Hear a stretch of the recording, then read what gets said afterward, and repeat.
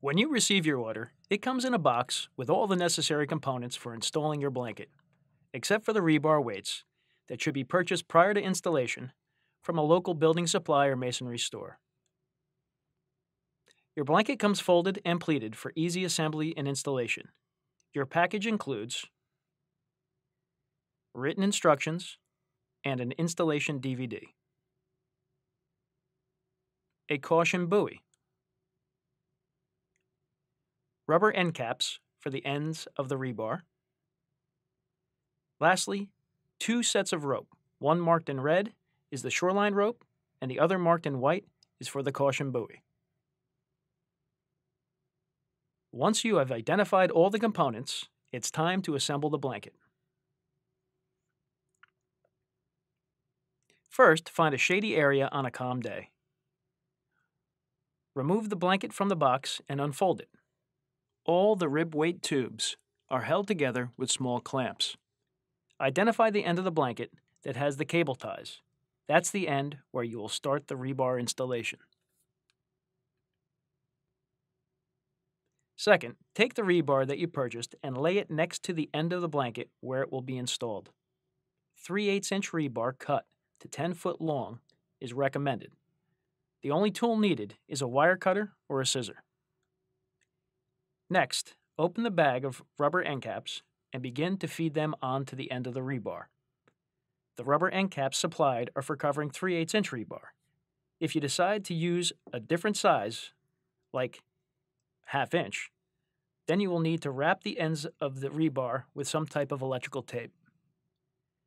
The rubber end caps are to protect the blanket from the sharp edges of the cut rebar.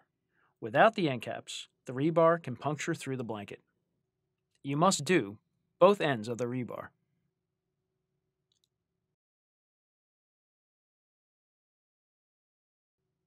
With the rebar and blanket in position, start with the bottom rib.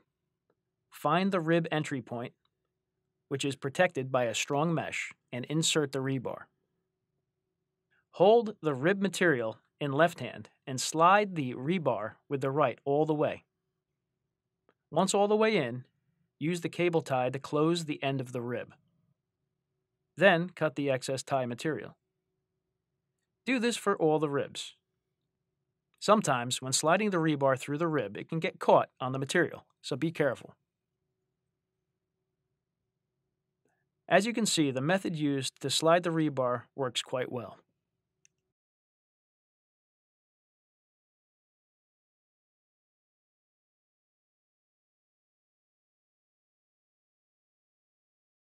At the end of the season, it's time to remove and store your blanket for next year. You will need to do the following.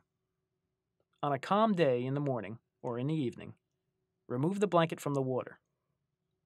Take it to a shaded area in your yard and lay the blanket out fully. Use a garden hose and a soft bristle broom to clean the surface of the blanket. Try to make sure to get all the caked-on sediment and microorganisms off the blanket. The white side of the blanket may have stained areas that will not come clean. They are from being in the water and in contact with the bottom for long periods of time. If you have a small yard and don't have much area to clean the blanket, you may need to fold the blanket to fit your needs. You will need to clean both sides. If not properly cleaned, the residue can smell when stored. I would not recommend doing this on a driveway or on gravel.